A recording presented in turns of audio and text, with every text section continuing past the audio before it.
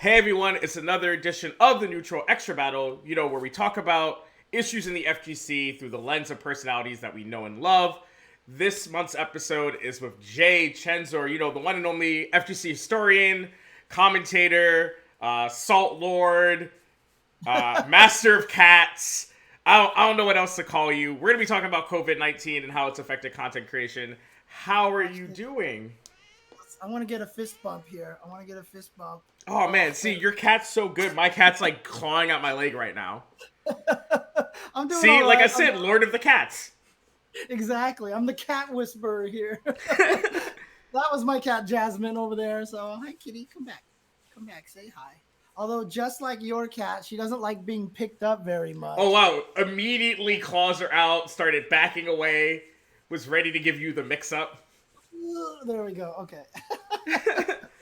I'll let Um, her go. I'll let her go. so I mean, craziness happened this week. The FGC event that we all thought was gonna hold out forever. Combo Breaker announced its indefinite cancellation for 2020.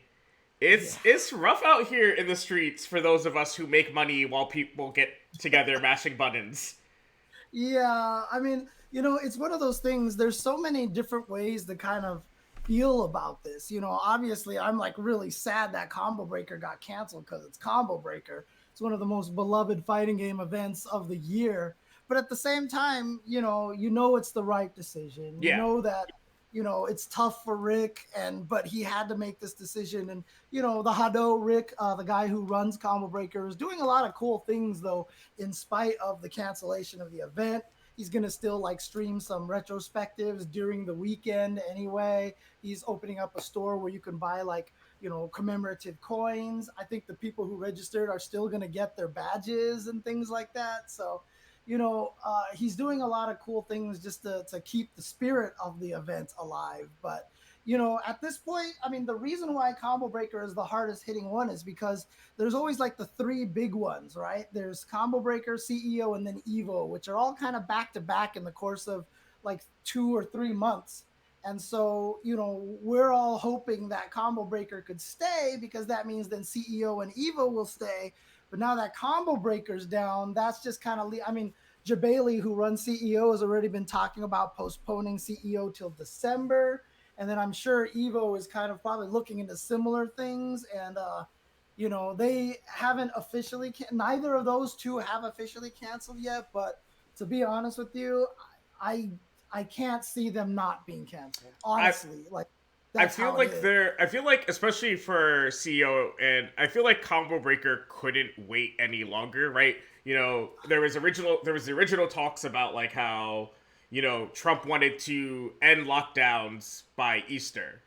And then everyone was Right. like, no, no, no, that's not reasonable. It's at minimum going to be the end of April. And I think once the Right. language was like very clearly, this isn't going, this as in like lockdowns isn't going away until the end of April. When your event's Right. the middle of May, you kind of can't wait until the end of April to hear the news, right?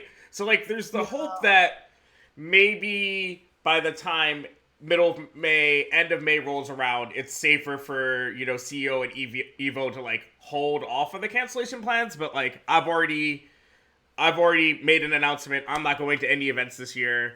But Yeah. I feel like this decision is gonna get made for me. There's no Arc Revo tour. There's no Pokemon. There's no Yeah. Magic. So I mean, I, honestly, at this point, my brain is already accepted that everything is canceled. Mostly just because, there'd be a difference if the curve was starting to flatten at this mhm. point. And they call it that because the rate of confirmed cases is going exponentially higher. Eventually, it's gonna taper off, and Yeah. so we want the curve to flatten. But the thing about it is, it just keeps going higher. We have no signs that it's slowing down at this point. So I really have, I mean, part of me even wonders, are we going to start canceling things in 2021? Because like, I don't know if it'll be gone by December. I really honestly don't know because I mean, without trying to get too political, I don't feel like our government is handling this situation well at all. And I don't feel like a lot of people are handling it well at all either. A lot of people just aren't doing the social distancing and the self quarantining, and it's like, it's frustrating. No, I mean, I agree. And so, I mean, you see a lot of people adapting in different ways. We see some members of the community, streaming. Was it Mhm. Super Noons shared like a graphic of how much he streamed last month, and it was something like 200 something hours. I started a new podcast and I'm starting a third. Every day, I don't know if y'all have noticed this on Twitter, but it looks like Chen has a new podcast literally every day. Like you're doing the like old men, the generation Yeah, show with Turboware and Ebonic Plague. You're doing the yeah. FGC history show with Corey Bell. You're still doing Ultra Tuesday Chen T. show. Huh? Yeah, the Tuesday show, which is going on its ninth year now. Right? So, So like you're doing what is it? First Attack. yeah, I can't keep track of the Jchensor content machine, I and wonder if this is a problem. Actually, maybe I should slow down or I mean something. you don't need to slow down. Maybe not let your Twitter audience make announcements for your shows for you, like I'm the so FC. bad. I'm so bad at announcing my own stuff on Twitter because I'll announce it when I'm about to stream it, but then when it goes up and goes onto YouTube, I never say anything about YouTube. Like I will plug it right now. YouTube.com/UltraChenTV is where you can find all of my content and Ultra David's content. But every time I put it on YouTube, I forget to tell people. So how are not a lot of people find it on YouTube because I just don't let people know, and I'm bad. I need like a publicist or something. Yo, I mean, you might happen to know somebody who knows a little bit about marketing. I hear she's also a really good interviewer. I'll drop her name after we record this episode. Okay, You may know who she okay. is. All right, all Uh, right. I mean, the initials are like AS or yeah, something. something like that. Something like that. Like very generic and white girl sounding. Like that. Okay, okay, cool, Cool, cool, cool, nice, cool. nice. All right, all right. But I'm like, game. you're good. All right. But like, so for you, I know that specifically for the commentators, this is something I was talking about on my other show, Mute Your Mic, where I was talking to Froskurin, who is a League of Legends commentator. Okay, okay. They have their leagues to fall back on, right? Like their League of Legends is set up with a beautiful localized server that has a consistent ping, and you can Yeah. broadcast from home. And during the show, when we started talking about COVID, she was like, I'm really worried for the FGC. She's like, I'm not FGC endemic, but I see all these cancellations. What is the FGC going to look like? And one of the things I said to her is that, like, the games aren't going anywhere, right? We're not going to get to 2021 and there's not going to be Tekken 7, right? It's not going to be like Right. StarCraft 2, where, like, once the tournament scene is gone, it's gone. Right. Yeah, yeah, yeah, yeah. Because the companies are way more involved in their specific titles than say Blizzard was with StarCraft. If the Tekken World Tour gets canceled for 2020, it's not like Bamco's gonna go, you know what? I think it's good. This was a good point for Tekken. No Right. Tekken Yeah. 8, Tekken 7's a wash. Capcom's not going, we fought tooth and nail to make people like Street Fighter 5, so you know what? We should just stop with Street Fighter. Like and I explained that like the tours may look different, right? There'll probably still be a combo breaker next year, hopefully, and CEO and Evo, and those will still be stops on the tours. But maybe some of your minors may look a little Yeah. different depending on how certain events recover. And then I had brought up that commentators like yourself, you don't have the fallback of a franchise league to work on. Is that where a lot of all of this extra content came from? Was it just like a way to keep yourself busy? Like, It's a way to make sure I have food to eat right now. Basically, I'm just trying to build my stream as much as I can because that's pretty much the only direction that I have in terms of, and just trying to do any sort of online kind of commentary. But unlike League, online fighting games aren't the thing. The net code is just bad outside for of every like game. Mortal. Our net code is not good. We're kind of on a precipice of changing that, especially with Guilty Gear Strive announcing that they're going to roll back. That's a really big one and a very big deal.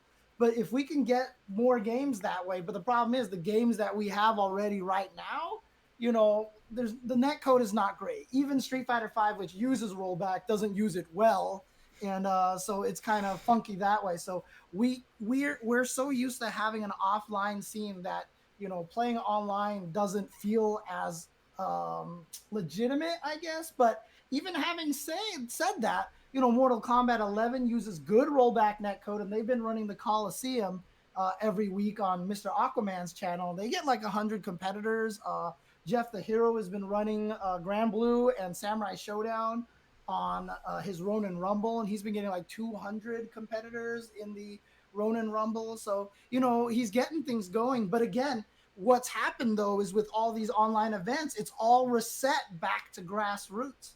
And because everybody in the fighting game community is kind of trying to now fight for this piece of the pie, I've had people come up to me and they're like, James, would you be down to do commentary for this cool online tournament stream thing? And I'm like, sure, how much can you pay? And they're like, oh, it's volunteers right now because we don't have any money, basically, blah, blah, blah, blah.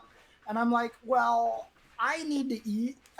And the time that I'm spending helping your stream, I could be building up my stream. And so what's actually happening is like the fighting game community, I feel like that cooperation that we've been so good at with the offline events is actually kind of disappearing with the online stuff, because everybody is trying to do their own pieces and they're starting all over again. Because the other thing too is fighting games are not popular to watch on Twitch. If it's not a major event like CEO or Combo Breaker, or if it's not Maximilian who just happens to be playing a fighting game, you don't get you get someone like Smug and you see him and he's got like 1,000, 1,500, 2,000 people you're watching and you're like, wow, good for what a big audience. But a lot of those other games you go out there and you watch like, oh, here's this Call of Duty player and he's got like 10,000 people watching. Yeah.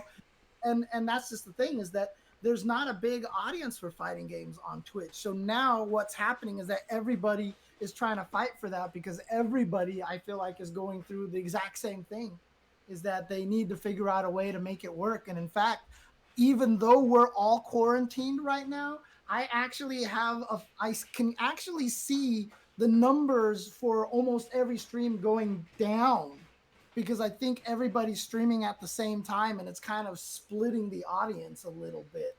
So it's a very interesting situation and a scary time for the fighting game community. I don't mean to make it sound all doom and gloom, because like you said, I don't think the fighting game community is going anywhere. We'll be fine once, the whole thing is done, but the landscape will change. Events that used to exist like Michigan Masters, they had to cancel, and it was so financially burdenful that they just quit. There will be no more Michigan Masters ever again, and that's going to happen to several events. And Jasmine is sleeping on my PlayStation. Do not do this. You're going to overheat my machine. You're going to overheat my machine. Don't do that. Kindred does that to my laptop sometimes.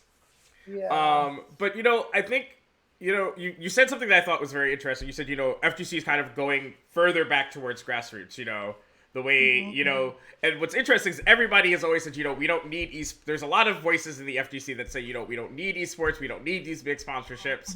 We can go back to being grassroots and we'll be just fine. But what you're seeing is that we're going back to grassroots, and like you said, I don't want to be all doom and gloom, but we see players losing their sponsorships. We see commentators, not having work because all of these online events really can't pay.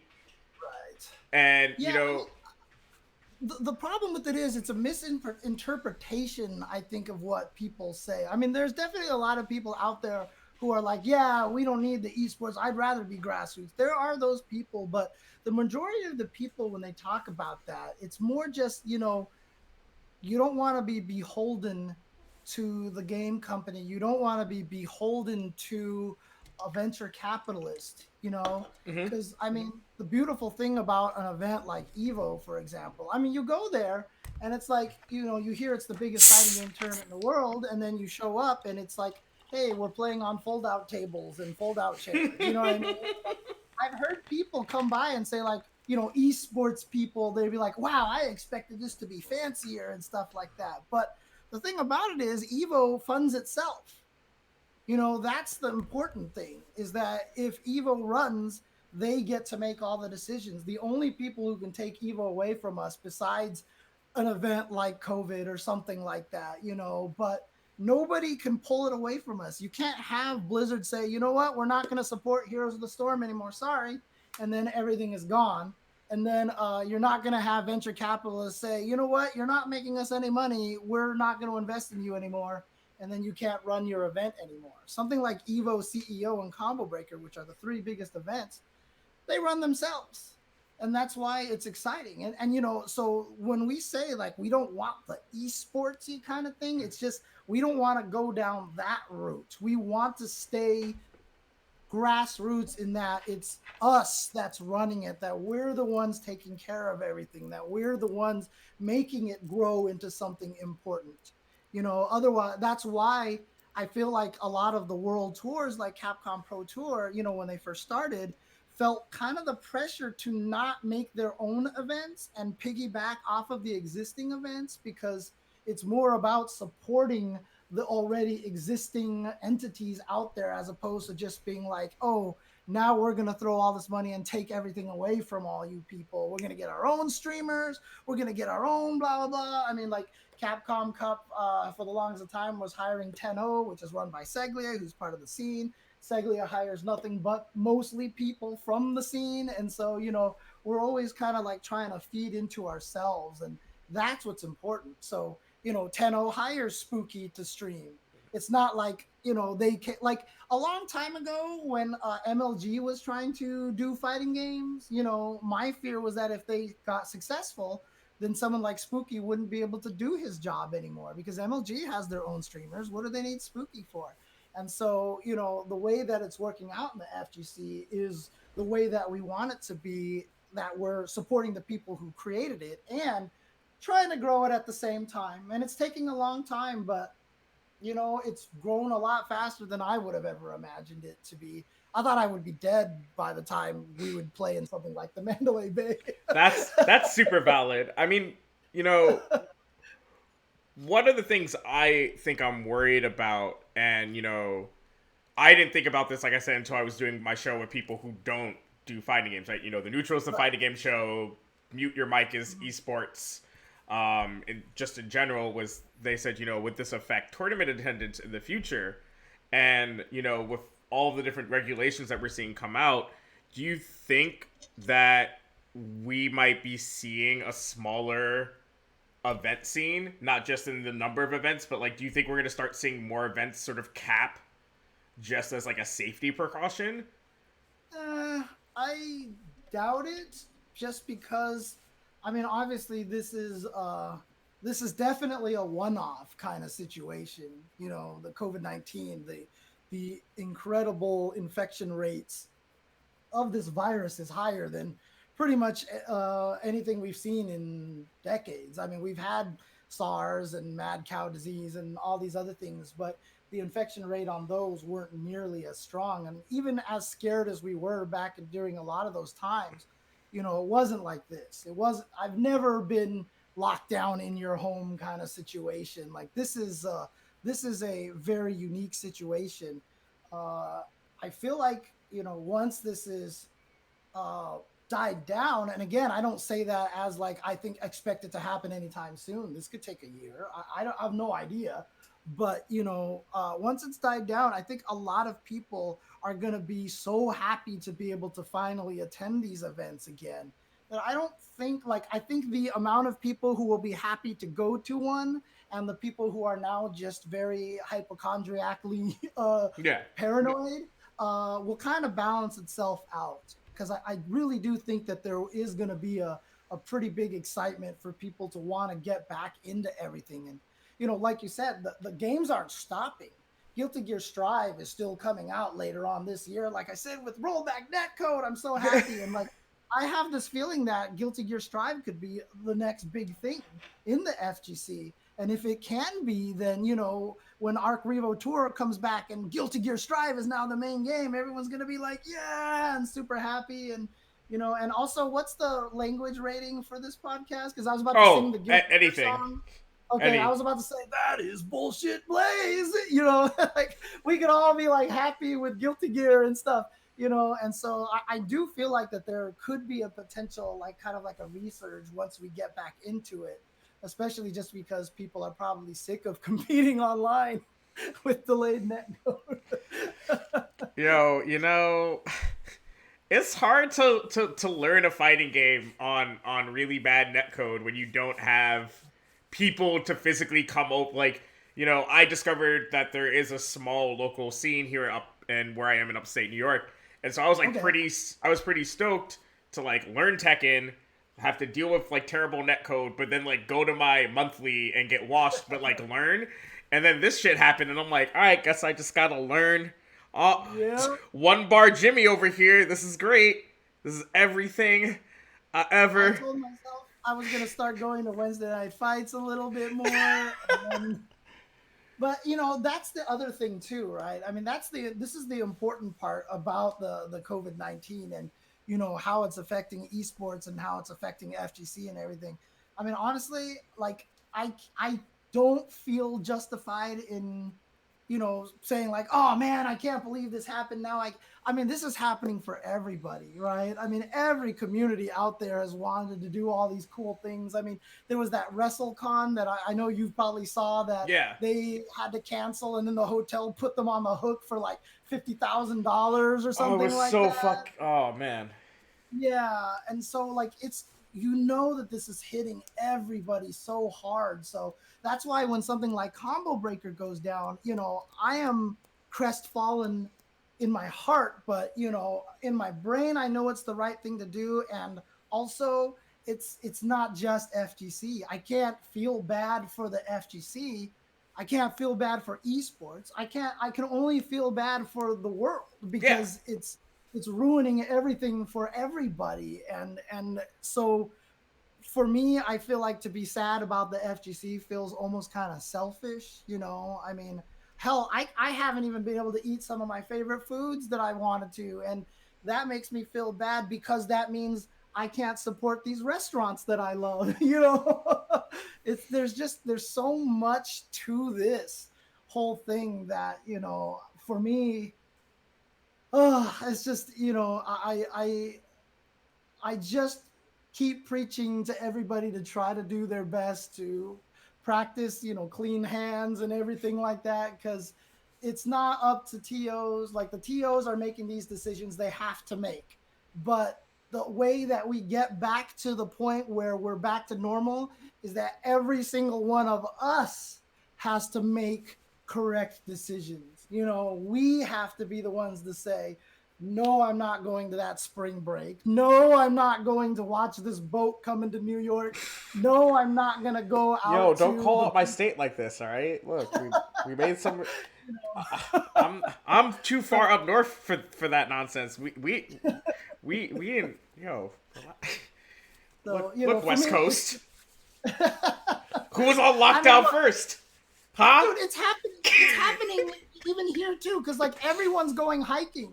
Because like when you're a competitive player, you're like, hey, if everyone's quarantined, that must mean the hiking trails are open. But as a competitive player, then that everybody else is thinking the same thing. So the hiking trail is not going to be empty. But a lot of people don't think competitively. So then everyone goes hiking. And so here in Southern California, like hiking trails are packed and everything because everybody thinks it's going to be empty and it's not. See, I'm pretty lucky. I'm like, because I'm trying to lose. I was like on a gym grind, and then this happened, Uh, and I was like, right. but like, I'm kind of lucky that I live in like a college city, so all the Uh, college students are gone. And then gotcha. because our downtown district is so overwhelmingly like restaurants, because that's how we like rebuilt ourselves as a factory city, is like it's a College lot of town, yeah. restaurants, cafes, bars, things like that. That when I go on my walk, I can walk all around downtown Troy and maybe see like 8 people that entire walk, See, right? that's cool. And like That's cool. everybody's like tries to be smart about it, like except for like the people waiting for the bus because like they have to get to their essential job. But like Mhm. you'll see people like today, literally like this woman was walking her dog and she like she like motioned that she wouldn't be able to get she wouldn't be able to get her dog like away from the tree. So like I just Oh, crossed the street, right? Like oh there's yeah, all these type yeah, of interactions where like everybody's looking at each other like, yo, yeah. like what should I do here? Like, are you gonna move? Am Right. I gonna move? It's like it's kind of cool in the sense that like everybody's trying their best in their own way, even if they're doing like Mhm. unsafe things, right? Like going into CVS, you can't wait 6 feet for somebody to like not hold the door for you. So you're like, person's like covering their Right. mouth and like letting you through the door. Like it sounds really silly, but like it's interesting that for all the nonsense you see on the news about people like not doing things correctly and being jackasses and like thinking it's a hoax or whatever, when you like get into the real world of it, like people are trying.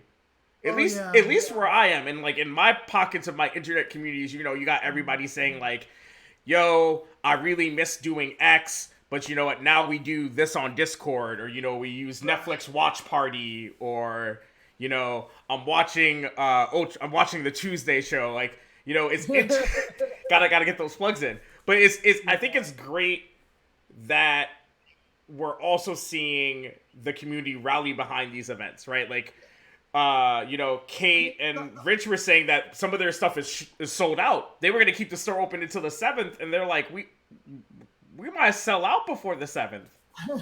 that's cool. Okay. I mean, the hardest thing about this this kind of situation that we're in with this infection though is it's the adage, right? The chain is only as strong as its weakest link. You could be doing everything that you want, but it's just that one bad person who does something wrong, touches the wrong surface, and then you touch the wrong surface, and then and again, like I said, I'm not trying to be like super paranoid. I'm not trying to scare people, but the thing is, like, it's very controllable. It is controllable. We've been seeing this in other countries. When we go to like when you look at South Korea, Taiwan has, for a super packed country, Taiwan has actually had really really good numbers with that. And Taiwan is a different place than China. I know some people are going to be like, oh, you can't believe their numbers. No, Taiwan, is a different kind of situation. So, you can do it well, and that's just the thing. And so that's all it is that I'm just been telling everybody is just let's try to do it right, because if we do, then we can all get back to things aren't gonna ever be back to normal, but we can get back to life. Yeah, we can We get can back to get mashing back. buttons next to each other. Yes, we can get back to living life, doing the things that we love to do, and yeah. So just practice your social distancing and self quarantining. So let's get back on the partial main theme of this besides COVID, which is the content machine. Hmm. You are. I feel I'm not gonna presume, but I know that like when I lost my contract at the beginning of March, Hmm. I was there was at least like a couple of days where I was like, all right, there's like, what do I do? There's no like, I start looking for jobs. Nobody was hiring. Then people were like, and then I was like, maybe I'll just get like a normal job. And then I was like, wait, I'm immunocompromised. And there was like a 3 day period where I was just like paralyzed by the Hmm. idea of like, because we're a gig economy, especially in the work that we do, right? Like none of us, very few of us have like full time jobs. There's no such thing as like a full time commentator. There's no such thing as a Yeah. full time interviewer. And then I Hmm. kind of just said, all right, well, I got this Patreon that like has been doing okay. What if I just like put the pedal like all the way down? What if I just like rev all the way to like 160 miles per hour? Let's come up with as many sustainable things as I can do. And it's working out for you. You already do the Tuesday show. You Hmm. already stream. What made you go, well, I should start doing First Attack and I should start, doing Generations and I should start doing, the history show? Like what where did all of the extra ideas come from? Were these projects you had always like kind of had your finger in the pie but wasn't ready to like take a slice, or was this just like crisis mode, we got to come up with shit now? I mean, it's funny because I was already kind of going into crisis mode in January before all this started. So I had already started to try to do stuff like the first attack and all these like schedules and be consistent with my stream time and all these things like that. I had already started doing that before COVID really started getting spread big, because honestly, I was just, I mean, I've even in the past 3 years that I've been doing commentary for stuff, I tell people this all the time. I've been losing money year after year after year. You just don't make a lot of money doing this kind of thing. So I've been in the red every single year. So this last year I was like, well, I'm kind of, and then I had home repairs that I needed to do last year, Ooh. which completely, destroyed me.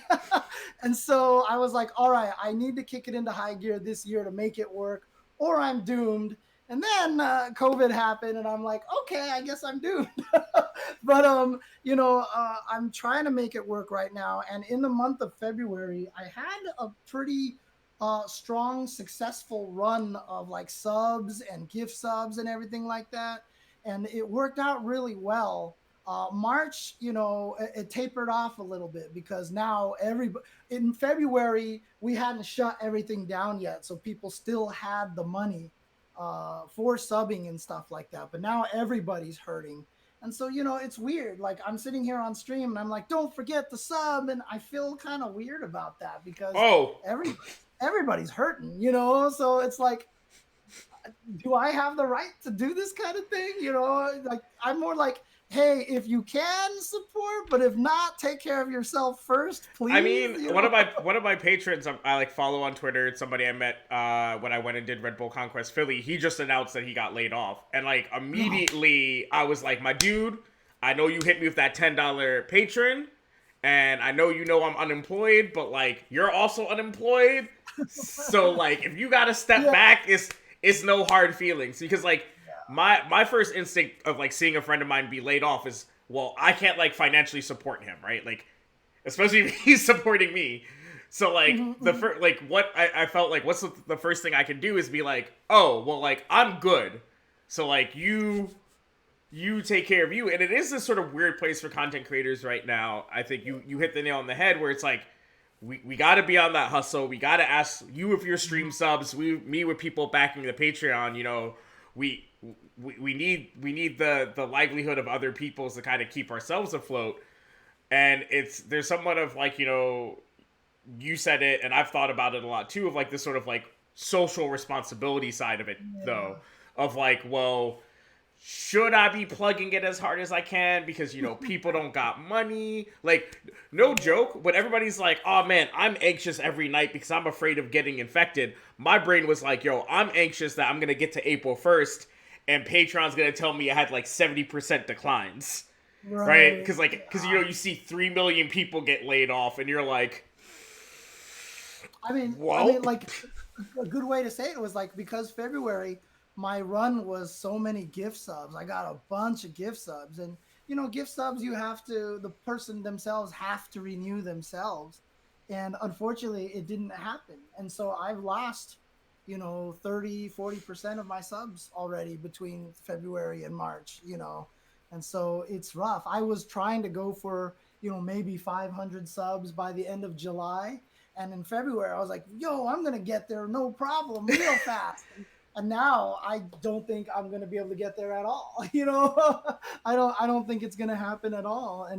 But like I said, it's a tough situation because everybody's hurting. This is not a, oh, woe is me kind of thing. This is yeah. just a face the reality kind of thing, that we're all in this situation and we're all trying to make it work. So, that's how it is. But, as a, because I had already been streaming, because I already kind of had, a stream built up, although not very consistent, I was like, well, this year I can try to make it work a lot better, have it be more consistent, have it be more something that people want to watch. And so I really kind of knuckled down on that. I'll just make sure that I was streaming consistently.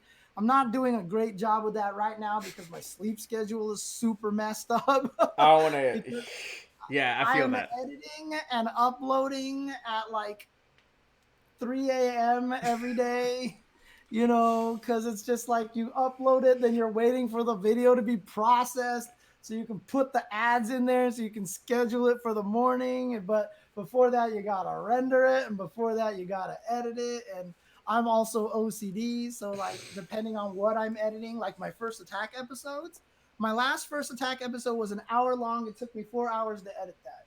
Like, because I was just being so anal and cutting out little things and trying to make it as perfect as possible. And perfection is not good when it comes to content creation. Yo, I'll let you and the rest of my viewers, whoever ends up watching, the people who watch these, I press record on Streamlabs, and then I press end, and then I take the video file and I put it into YouTube. Like that is why when you watch the live show, I press record the second I play the intro on the stream.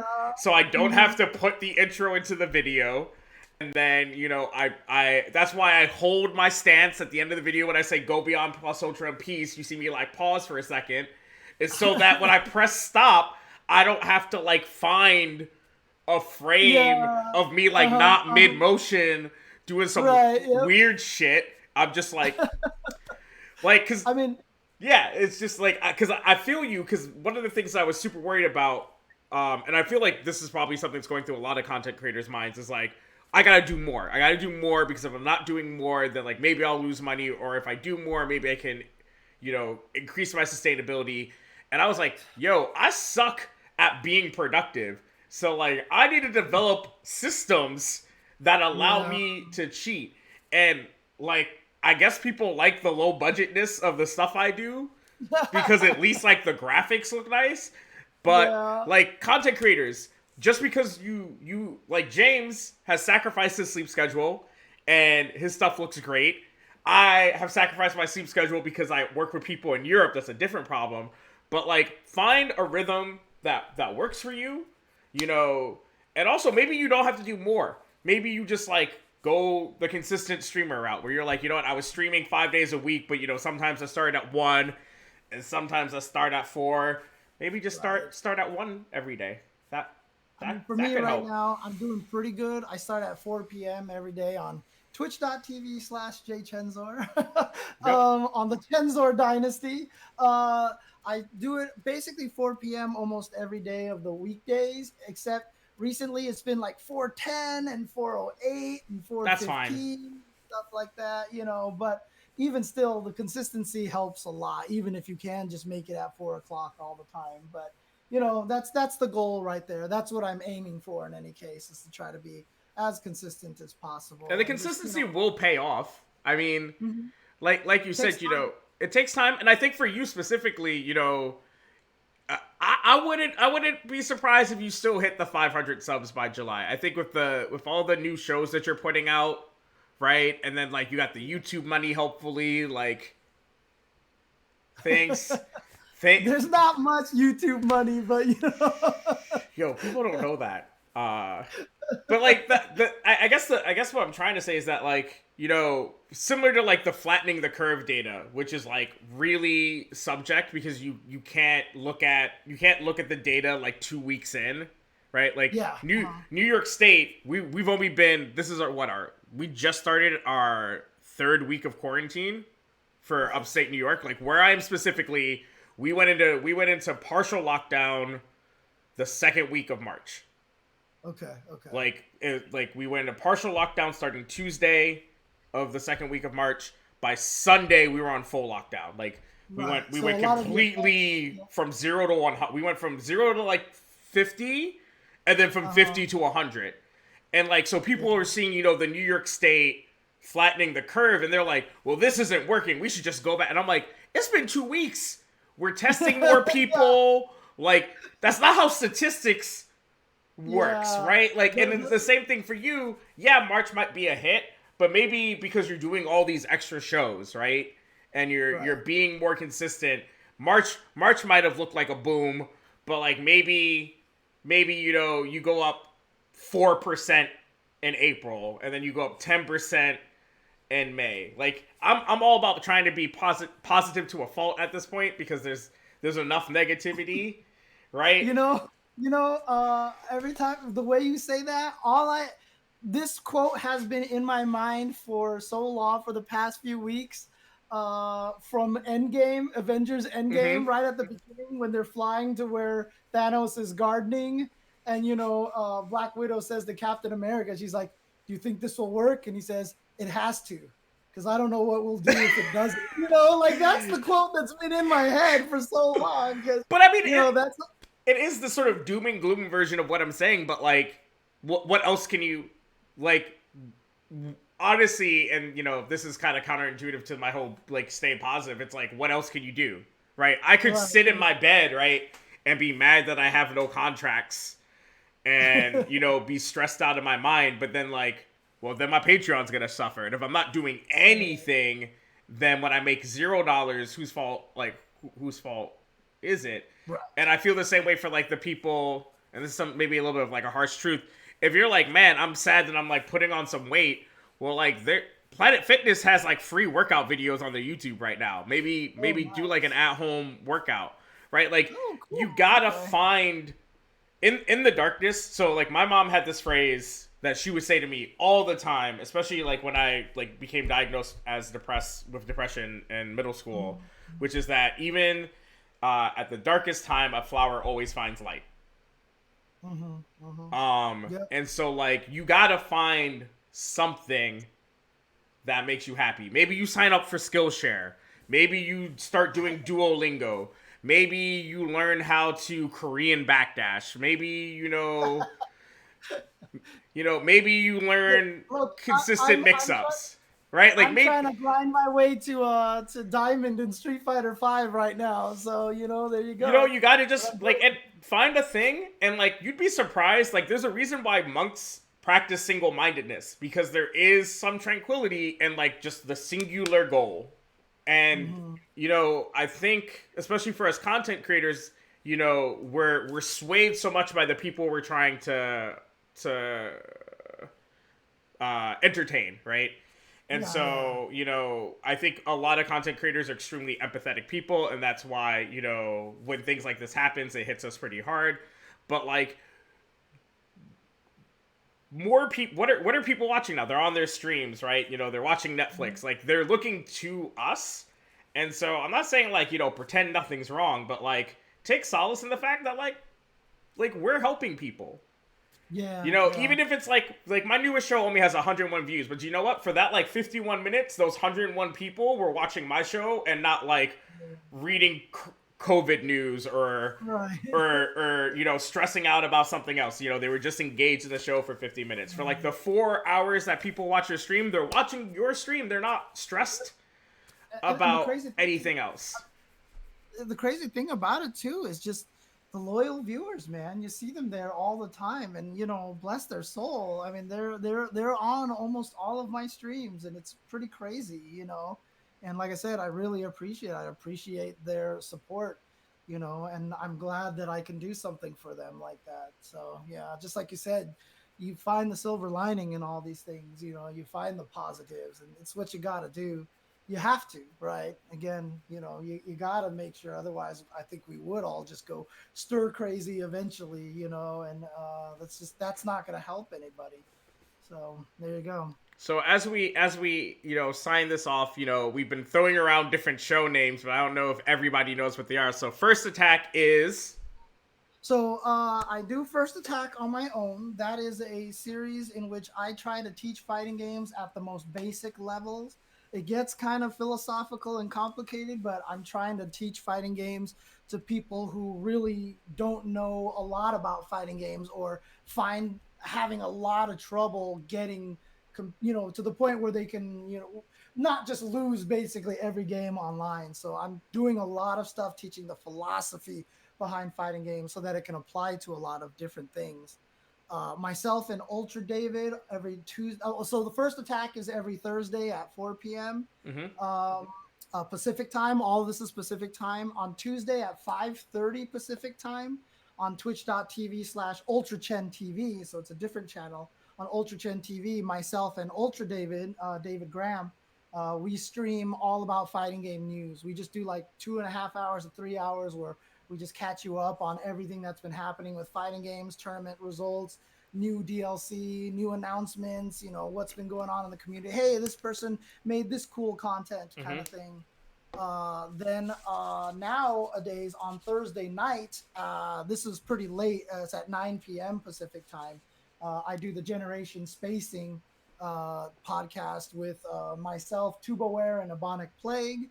We represent three different decades of ages, and so we just talk about fighting games and kind of have a nice little interesting take on how our different ages Are kind you the of really. boomer? I am the old guy. I So am the you're the old guy. boomer. Okay, I'm you're the Guile. super Got old. it. Yeah. And then on Mondays at around 5 p.m., I start at 4 p.m., talk to the stream a little bit, but at 5 p.m., that's when Corey Bell joins my stream, and we do the new podcast, OK Sonic Boomer. Oh, and hey, it's like I know how to segue. the so what it is that I've been in the fighting game community forever, for a very very long time, and so I've have all this history in my brain, and I don't know how to get it out. I don't know what stories to tell. And Corey is very young. He's kind of new into the FGC, but he loves the history. He's so much about finding out about how things work and learning. He's just, I call him a history sponge. And so I figured he would be a great person to be on the show, because every time me and Corey hang out, it just happens that way. He asks me questions and I'm like, oh, this is how it was. And he's like, this is so cool. And I'm like, why aren't I streaming this? And so now I'm streaming it. So basically, there's a new podcast where he just asks me about the old school times, because a lot of people don't realize how different it was when Street Fighter 2 started, because there was no internet. When Street Fighter 2 started, I mean, literally there was no internet. And so was there an FGC? What, like, how, like, so, and people don't realize how much Street Fighter really penetrated pop culture. And so it's just, it's fun to talk to him about that. And we did one episode so far and people seem to really love it. So I'm excited to keep doing it. It's going to be a lot of fun. And I really feel like it was a great way to do it, bringing Corey in to be able to kind of approach it from the, grandpa, what was it like, kind of thing. Like, it works out perfectly. So, All right, I have one fun question for you, Mr. History Buff, which sure. is, everybody's got the free time, everybody's checking out YouTube. If you could recommend any match that you've ever commentated for people to be like, yo, this is a definitive FGC moment that you need to go find the VOD for, what do Right. you think would be a good match for them to check out? See, until you said FGC, I was going to suggest some classic Tetris World Championships. But, Right, that other thing you do. yeah. But for fighting games, I mean, there's been a lot of good stuff out there. And I'm trying to think, like, what was something that I feel like that I did exceptionally well recently. I mean, the hardest part is that, you do so many events, it all just kind of starts to blur at some point in time. But there was, for example, I know it was the year that Gachakun won Capcom Cup. Mm-hmm. So I think it was 2018. There was the Problem X versus Justin Wong match. Now, it was one of those matches that, because Justin was playing Monat, that it was slow and it was very turtly. And a lot of times when you have commentators do that, all they do is talk about, oh God, I'm bored. Oh God, please something. But me and David, we really appreciate that kind of play, and I feel like we did a really good job kind of explaining why it's so exciting. So that was something that I really enjoyed commentating, as well as just Evo top eights, from the past couple of years. Honestly, me and Sajam doing the year that Tokido won, and just having the emotional reaction that That I was a had good one. afterwards, that probably would be the one, because that was 17, because that was my second Evo. 2017. That one for me, obviously, because after Tokido won, I had gotten very emotional. I had known Tokido for years. I know the kind of emotional roller coasters he's gone through for fighting games. And when he won, I already got emotional. And then Tokido uttered those famous words that we always repeat now, which is fighting games are something so great. And I lost it. Like I completely broke down. I was an emotional wreck after that. And, but it's a good example of how excited I was during the match, and then how much how much fighting games mean to me as a just a fan of fighting games. That when he said that, like it cut deep for me. So I got very emotional, and it's a very famous moment now. A lot of Yeah. people always bring it up to me. Oh my god, when you cried at Evo, it almost made me cry too. And you're like, It's which so, time did I cry at Evo? yeah, I know, right? Exactly. But that's probably the one that I would recommend for people to watch is Tokido versus Punk Grand Finals Evo 2017. My pick for you all is to watch the Blas Blue Grand Finals with Dogura and Galileo. Yes. If you want to be on the edge of your seat for a solid, what felt like eternity, Yes. because that bracket reset, and I think they played pretty much All of the it. All of maximum it. number of Yes. games you can Hmm. play in a grand final set. It's And it's funny because I just rewatched that like maybe 3 days ago or 4 days ago, just because it's so good.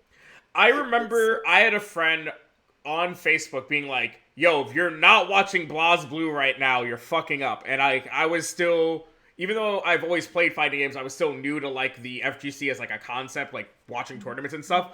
I was like, I don't know nothing about Blas Blue. That game sucks, but there's nothing else on right now, so I guess I'll go to it. And I'd watched like the match before the bracket reset. That's when I like started to tune in, and I Mhm. was like, "The fuck is going on? These people are madmen. What is Yeah. happening?"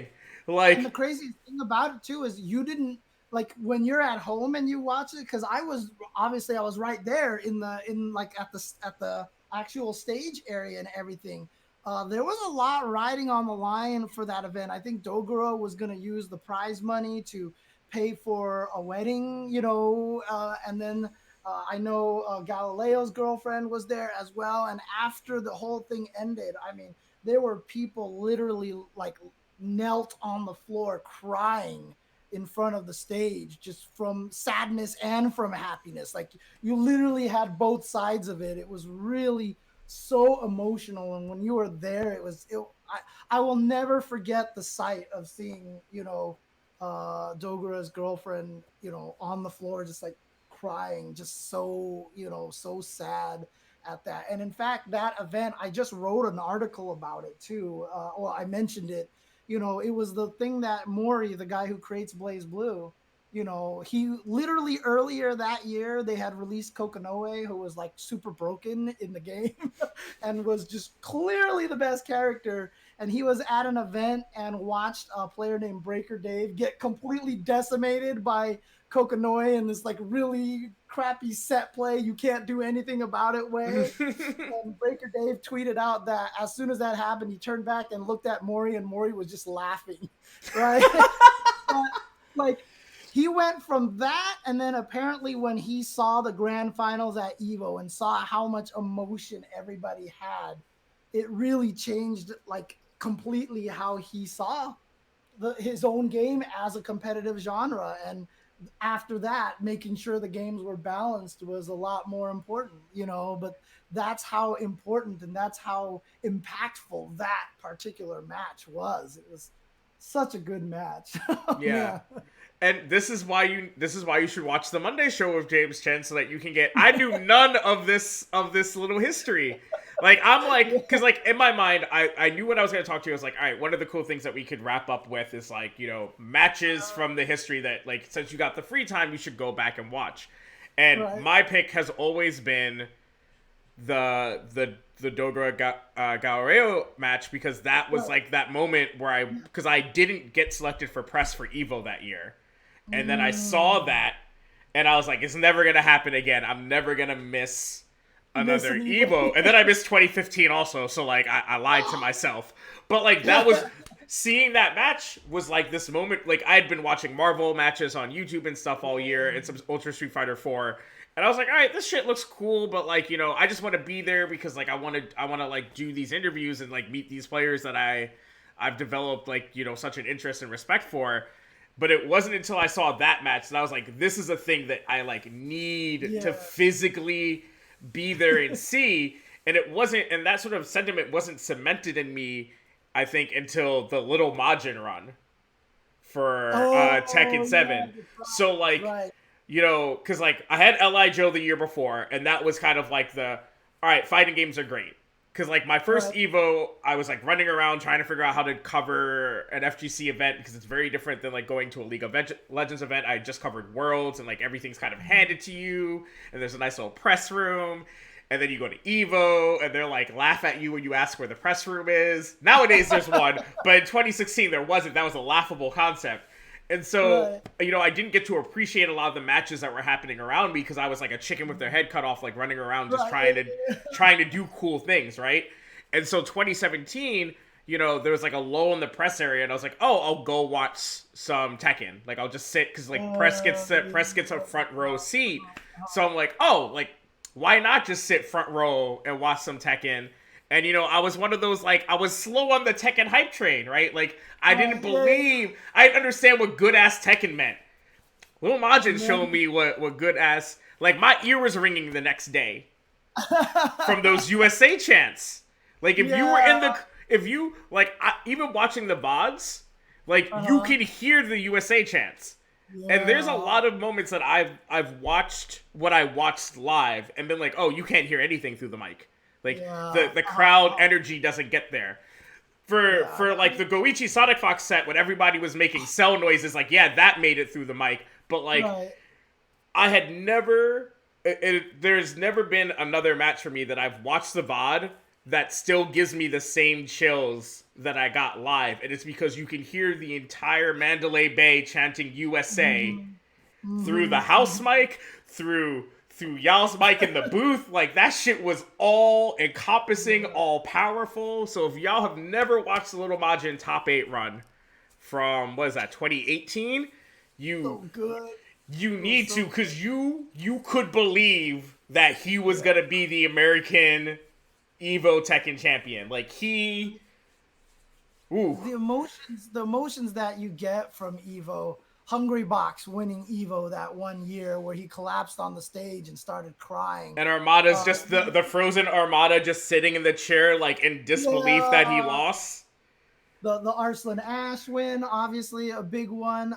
Even that same year, even though it was on Saturday, Goichi beating Sonic Fox. Watching him cry.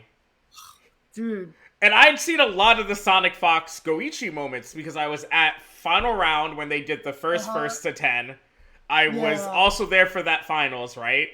I missed some of the other ones, but then I got to Evo for that same year where they got to face at Evo and Sonic Fox won. And, people weren't sure if DBZ was going to be back at Evo. Right.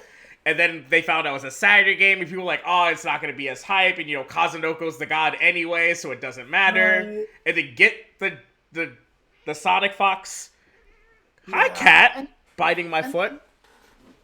And the other crazy thing about that, too, is Goichi is such a storied player. Like, he's won so many things, and he's clearly good at, like, any fighting game he touches.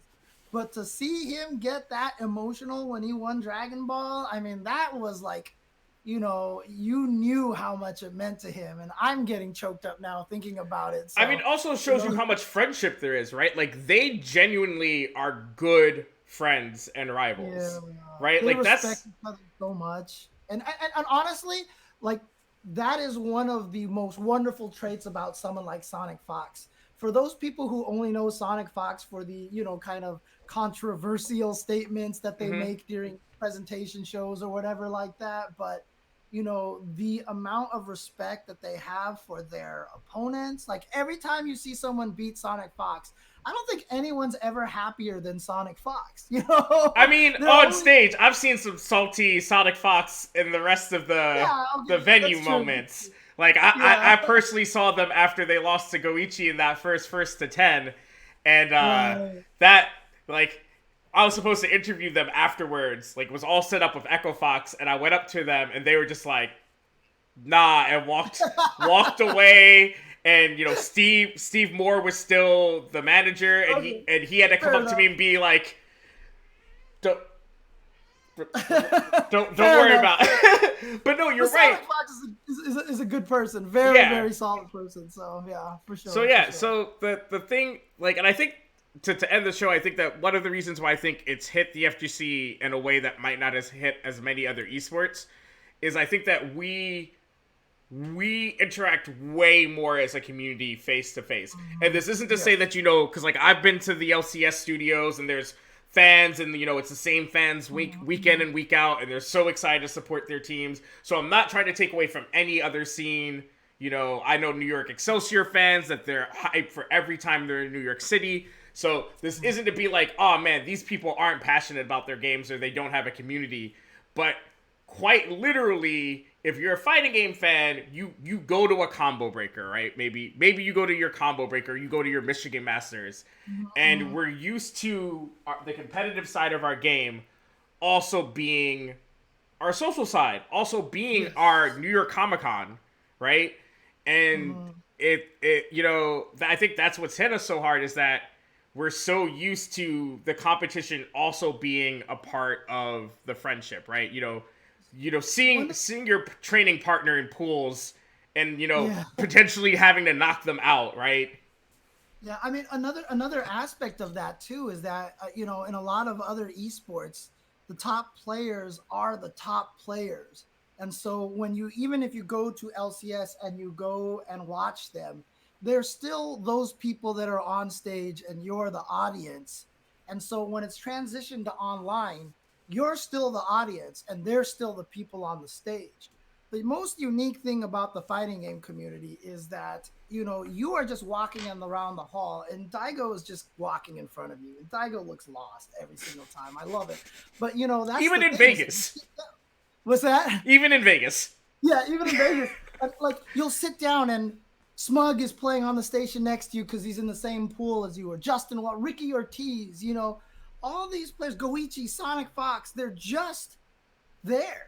They're just wandering around. They're part of the whole thing. There's a integration in the fighting game community that I don't think does happen in a lot of other esports because your first person that you sit down to play could just be Daigo. You could be that guy whose first round is you have to fight Daigo Umahara, and you're like, great. But at the same time, you're like, I get to play Daigo. This is so cool.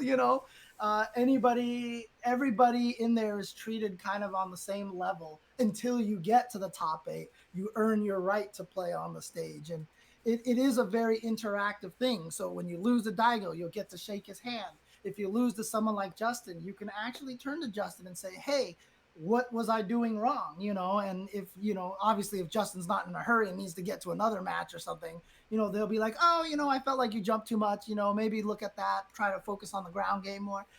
Some players will do stuff like that. And it's a wonderful kind of thing. I even during breaks when I'm not commentating at Evo, I intentionally walk the floor just so I can run into people and make sure that the fighting game community remains that way, that it remains very tangible, that everybody that's in it is just another player, regardless of how good they are. And so, yeah, that kind of face-to-face interaction is not there. And that makes it really, really hard for our community. It really does. It really does make it hard. So Sorry I ended the show on a downer note, folks, but I think that I feel like the best thing I can do in these situations is say out loud what I think everyone is feeling, yeah. so that everybody knows that they're not feeling it alone. I think Yes, absolutely. I think that's super important. And so, Mhm. Jchensor, Agreed. it's so good to have you. I love talking to you. I could talk to you for like 6 hours, but All right. that's what happens. But it's so good to have you on the show. Thank you so much for coming through. Thank you for having me here, Amanda. I really appreciate that. And I support you as well. I love all the work that you do. So for those of you watching this, make sure, subscribe to Amanda's Patreon and everything. So All right, thank you. And for y'all know how I end these shows. Go beyond, plus ultra, and peace.